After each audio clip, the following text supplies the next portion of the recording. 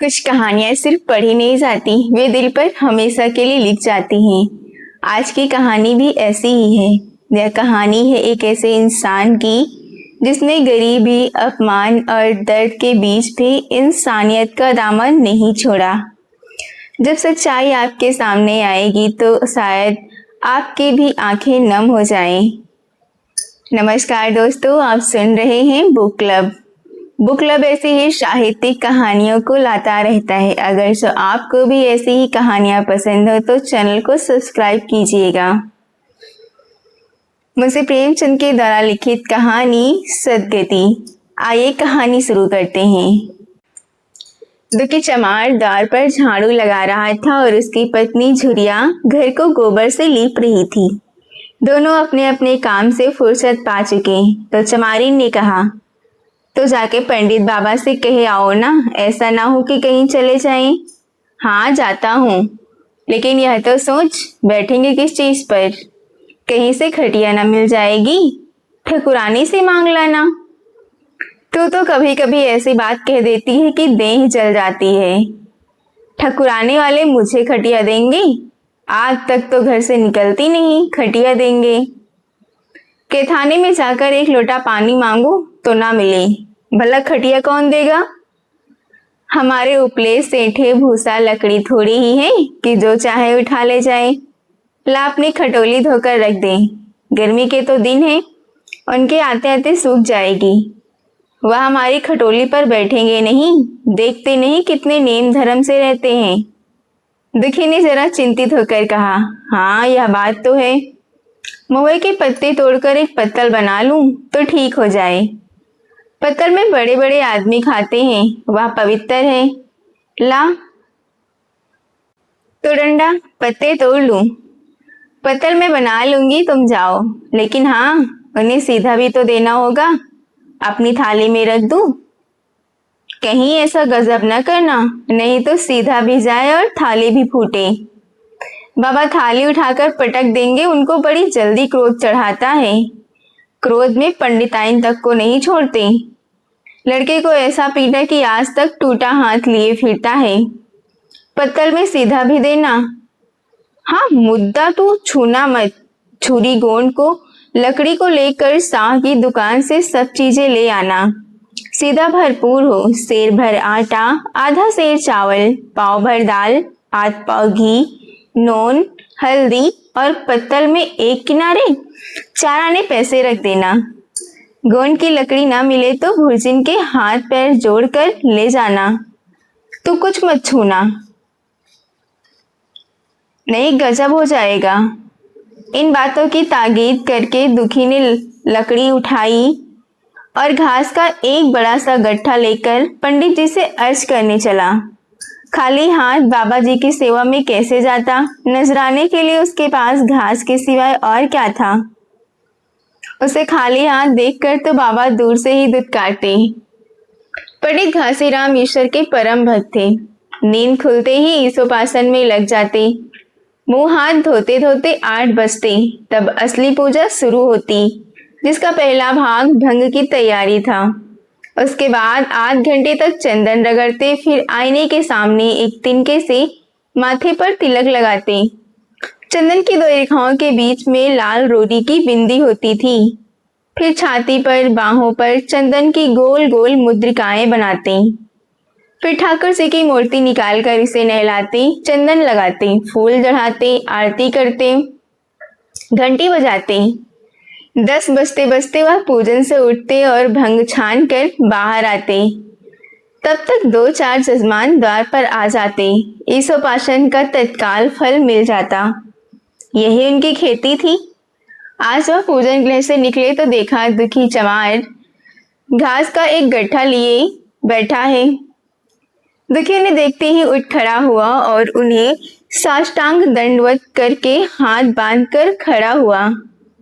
वह तेजस्वी मूर्ति देखकर उसका हृदय श्रद्धा से परिपूर्ण हो गया। कितनी दिव्य मूर्ति थी। छोटा सा गोल मटोल आदमी, चिकना सिर, फूले गाल, ब्रह्म तेज से प्रदीप्त आंखें। रोरी और चंदन देवताओं की प्रतिभा प्रदान कर रही थी। दुखी को देखकर श्रीमुख से बोले, आज कैसे चला रे दुखिया? दुखी ने सिर झुकाकर कहा, बिटिया की सगाई कर रहा हूँ महाराज। कुछ साइद सगुन विचारना है, कब मर्जी होगी? पंडित जी बोले, आज मुझे छुट्टी नहीं, हाँ सांझ तक आ जाऊंगा।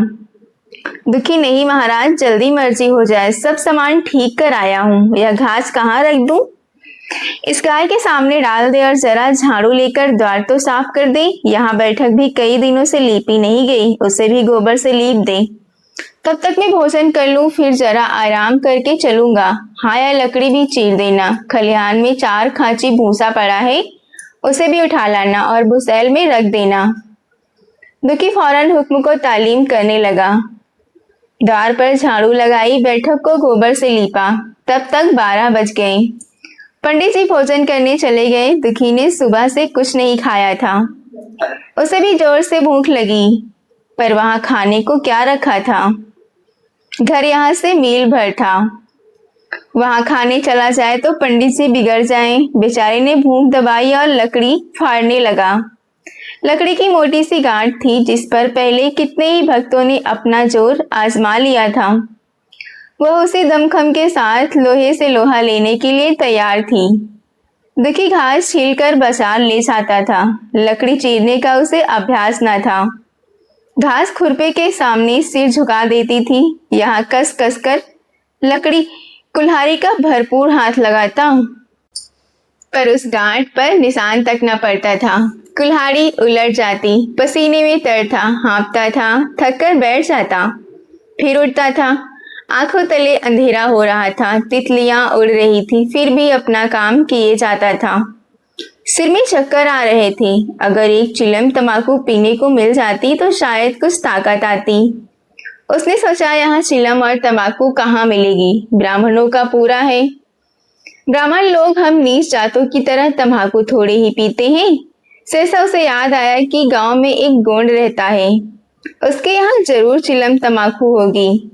तुरंत उसके घर दौड़ा। खैर मेहनत सफल हुई, उसने तंबाकू भी दी और चिलम भी, पर आग वहां न थी। दुखी ने कहा, आग की चिंता न करो भाई, मैं आता हूँ, पर पंडित जी के घर से मांग लूंगा। वहां तो अभी रसोई बन रही थी। यह कहता हुआ वह दोनों चीजें लेकर चला आया और पंडित जी के घर में बराठे के द्वार पर खड़ा होकर बोला, मालिक, तनिक आग मिल जाए तो चिलम पी लें। पंडित जी भोजन कर रहे थे। पंडिताई ने पूछा, यह कौन आदमी आग मांग रहा है? पंडित बोला, अरे वही ससुराल दुखिया चमार है। कहाँ है, थोड़ी सी लकड़ी चीर दे। आग तो है, दे दो। पंडिताई ने भवें चढ़ाकर कहा, तुम्हें तो जैसे पोथी पत्रों में के फेर में धर्म कर्म किसी बात की सुध ही नहीं रही। चमार हो, धोबी हो, पासी हो, मुंह उठाए घर में चला आए। हिंदू का घर ना हुआ, कोई सराय हुई, कह दो दाढ़ीदार से चला जाए, नहीं तो इसे लुआठी से मुंह झुलास दूंगी। आग मांगने चले हैं। पंडित जी ने उन्हें समझाकर कहा, भीतर आ गया तो क्या हुआ, तुम्हारी कोई चीज तो नहीं छुई। धरती पवित्र है, जरा सी आग दे, क्यों नहीं देती? काम तो हमारा ही कर रहा है, कोई लोनिया यही लकड़ी फाड़ता तो कम से कम 4 आने लेता। पंडिताई ने गरज कर कहा, वह घर में क्यों आया? पंडित ने हार कर कहा, ससुरे का अभाग था, और क्या। अच्छा, इस वक्त तो आग दिए देती हूँ, लेकिन फिर जो इस तरह कोई घर में आएगा तो उसका मुंह ही जला दूंगी। दुखी के कानों में इन बातों की भनक पड़ रही थी। पछता रहा था, नाहक आया। सच तो कहती है, पंडित के घर में चमार कैसे चला आए? बड़े पवित्र होते हैं यह लोग, तभी तो संसार पूछता है, तभी तो इतना मान है। भर चमार थोड़ी ही है। इसी गांव में बूढ़ा हो गया, मगर मुझे इतनी अक्ल भी ना आई। इसीलिए अब पंडिताइन आग लेकर निकली तो वह मानो स्वर्ग का वरदान पा गया। दोनों हाथ जोड़कर जमीन पर माथा टेकता हुआ बोला, पंडिताइन माता, मुझसे बड़ी भूल हुई कि घर में चला आया। चमार की अक्ल ही तो ठहरी, इतने मूर्ख ना होते तो लात क्यों खाते। पंडिताइन चिमटे से पकड़कर आग लाई थी। 5 हाथ की दूरी से घूंघट की आड़ से दुखी की तरफ आग फेंक दी। आग की बड़ी सी चिंगारी दुखी के सिर पर पड़ गई। जल्दी से पीछे हटकर सिर को झोंटे देने लगा। उसके मन में कहा, यह एक पवित्र ब्राह्मण के घर को अपवित्र करने का फल है। भगवान ने कितनी जल्दी फल दे दिया। इसी से तो संसार पंडितों से डरता है और सबके रुपए मारे जाते हैं। ब्राह्मण के रुपए भला कोई मार ले तो घर भर का सत्यानाश हो जाए। पांव गल गल कर गिरने लगे। बाहर आकर उसने चिलम पी और फिर कुल्हाड़ी लेकर जुट गया। खटखट की आवाजें आने लगी। उस पर आग पड़ गई तो पंडिताइन को उस पर कुछ दया आ गई। पंडिताइन जी भोजन करके उठे तो बोली, इस चमरवा को भी कुछ खाने को दे दो, बेचारा कब से काम कर रहा है, भूखा होगा। पंडित जी ने इस प्रस्ताव को व्यवहारिक क्षेत्र से समझकर पूछा, रोटियां हैं? पंडिताइन 2-4 बच जाएंगी।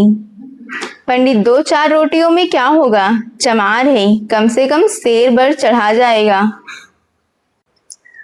पंडिताइन कानों पर हाथ रखकर बोली, अरे बाप रे, शेर भर? तो फिर रहने दो।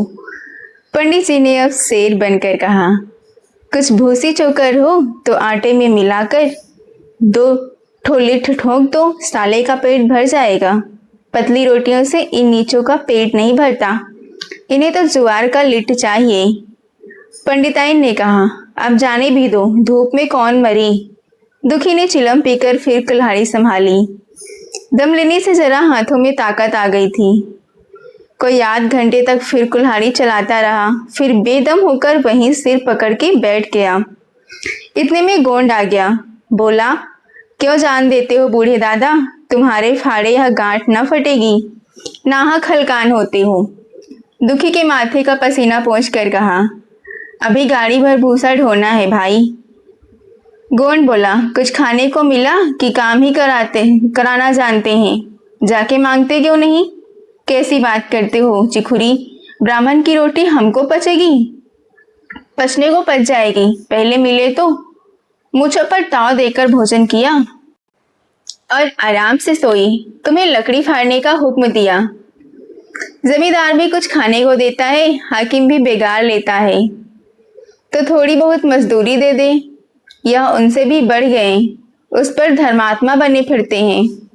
दुखी धीरे धीरे बोला, भाई कहीं सुन ले तो आफत आ जाए।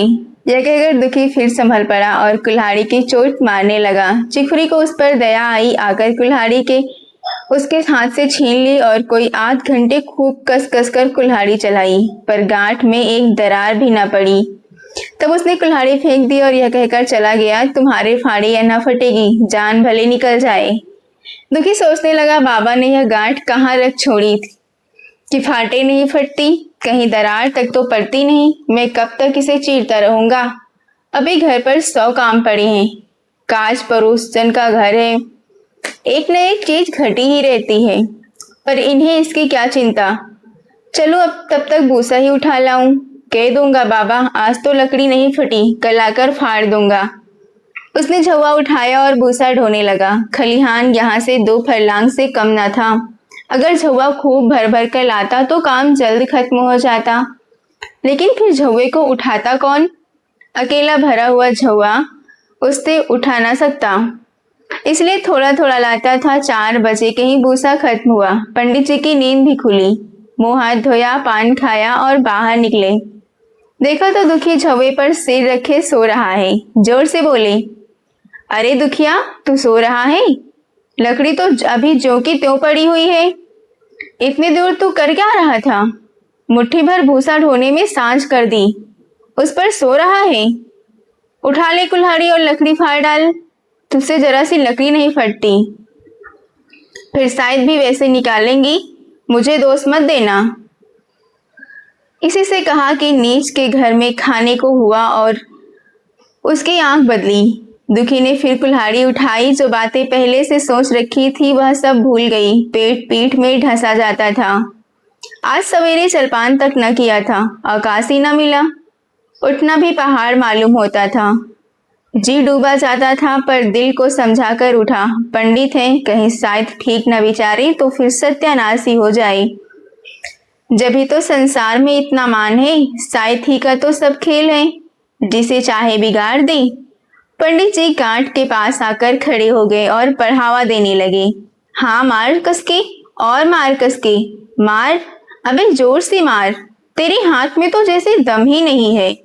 लगा कसके, खड़ा सोचने क्या लगता है, हाँ बस फटा ही चाहती है, दे उसी दरार में। दुखी अपने होश में न था, न जाने कौन सी गुप्त शक्ति उसके हाथों को चला रही थी। वह थकन, भूख, कमजोरी सब मानो भाग गई। उसे अपने बाहुबल पर स्वयं आश्चर्य हो रहा था। एक एक चोट वज्र की तरह पड़ती थी। आध घंटे तक वह इसी तरह उन्माद की दशा में हाथ चलाता रहा, यहाँ तक कि लकड़ी बीच से फट गई और दुखी के हाथ से कुल्हाड़ी छूटकर गिर पड़ी। इसके साथ वह भी चक्कर खाकर गिर पड़ा। भूखा प्यासा थका हुआ शरीर जवाब दे गया। पंडित जी ने पुकारा, उठ के 2-4 हाथ और लगा दे, पतली पतली चैलियां हो जाएंगी। दुखी ना उठा। उन्होंने भी अब उसे दिख करना उचित न समझा। पंडित जी ने भीतर जाकर बूटी छानी, सोच गए, स्नान किया और पंडिताइन बाना पहनकर बाहर निकले। दुखी अभी तक वहीं पड़ा हुआ था। जोर से पुकारा, अरे क्या पड़े ही रहोगे? दुखी, चलो तुम्हारे ही घर चल रहा हूं। सब सामान ठीक ठीक है ना? दुखी फिर ना उठा। अब पंडित जी को कुछ शंका हुई। पास जाकर देखा तो दुखी अकड़ा पड़ा हुआ था। बदहवास होकर भागे और पंडिताइन से बोले, दुखिया तो जैसे मर गया। पंडिताइन हकबकाकर बोली, वह तो अभी लकड़ी चीर रहा था ना? पंडित, हाँ लकड़ी चीरते चीरते मर गया। अब क्या होगा? पंडिताइन ने शांत होकर कहा, होगा क्या? चमरौने में कहला भेजो, मुर्दा उठा ले जाएं। एक क्षण में गांव भर में खबर हो गई। पूरे में ब्राह्मणों की ही बस्ती थी। केवल एक ही घर गोंड का था। लोगों ने उधर का रास्ता छोड़ दिया। कुएं का रास्ता उधर से ही था। पानी कैसे भरा जाए? चमार की लाश के पास से होकर पानी भरने कौन जाए? एक बुढ़िया ने पंडिताइन से कहा, अब मुर्दा फेंकवाते क्यों नहीं? कोई गांव में पानी पिएगा या नहीं? इधर गोंड ने चमरौने में जाकर सबसे कह दिया, खबरदार मुर्दा उठाने मत जाना, अभी पुलिस की तहकीकात होगी। दिल लगी है कि एक गरीब की जान ले ली। पंडित होंगे तो अपने घर के होंगे, लाश उठाओगे तो तुम भी पकड़े जाओगे। इसके बाद ही पंडित जी पहुंचे, पर चमरौने का कोई आदमी लाश उठा लाने को तैयार ना हुआ। हाँ, दुखी की स्त्री और कन्या दोनों हाय हाय करती वहां चली और पंडित जी के द्वार पर आकर सिर पीट पीट कर रोने लगी। उसके साथ 10-5 और चमारिन थी। कोई रोती थी, कोई समझाती थी, पर चमार एक भी न था। पंडित जी ने चमारों को बहुत धमकाया, समझाया, मिन्नत की, पर चमारों ने दिल पर पुलिस का रोब छाया हुआ था। एक भी ना मिनका। आखिर निराश होकर लौट आए। आधी रात तक रोना पीटना जारी रहा। देवताओं का सोना मुश्किल हो गया, पर लाश उठाने कोई चमार ना आया। और ब्राह्मण चमार की लाश कैसे उठाते भला? ऐसा किसी शास्त्र पुराण में लिखा है? कहीं कोई दिखा दे। पंडिताइन ने झुंझलाकर कहा, इन डाइनों ने तो खोपड़ी चाट डाली, सबों का गला भी नहीं थकता। पंडित ने कहा, रोने दो चुड़ैलों को, कब तक रोएंगी? जीता था तो कोई बात तक न पूछता था, मर गए तो कोलाहल मचाने के लिए सबकी सब आ पहुंची। पंडिताइन बोली, चमार का रोना मनहूस है। पंडित, हाँ बहुत मनहूस है। अभी से दुर्गंध उठने लगी। चमार था ससुरा की नहीं, खाद अखाद किसी का विचार है इन सबों को? पंडिताइन, इन सबों को घिन भी नहीं लगती। पंडित बोले, भ्रष्ट हैं सब। रात तो किसी तरह कटी, मगर सवेरे भी कोई चमार ना आया। चमारी ने भी रू पीट कर चली गई। दुर्गंध कुछ कुछ फैलने लगी। पंडित जी ने एक रस्सी निकाली, उसका फंदा बनाकर मुर्दे के पैर में डाला और फंदे को खींचकर कस दिया। अभी कुछ कुछ धुंधला था। पंडित जी ने रस्सी पकड़कर लाश को घसीटना शुरू किया और गांव के बाहर घसीट ले गए। वहां से आकर तुरंत स्नान किया, दुर्गा पाठ पढ़ा और घर में गंगा जल छिड़का। उधर दुखी की लाश को खेत में गीदड़ और गिद्ध, कुत्ते और कौवे नोच रहे थे। यही जीवन पर्यंत की भक्ति, सेवा और निष्ठा का पुरस्कार था। तो दोस्तों, कहानी कैसी लगी कमेंट में जरूर बताइएगा। क्या चमार होना, नीची जाति का होना, यह एक अपमानजनक बात है? फिर क्यों उस दुखिया के साथ इतना गलत घटित हुआ? तो दोस्तों, कहानी पसंद आई हो तो वीडियो को लाइक कीजिएगा और चैनल को सब्सक्राइब कीजिएगा ताकि ऐसी वीडियो हम आप तक पहुंचाते रहें। धन्यवाद।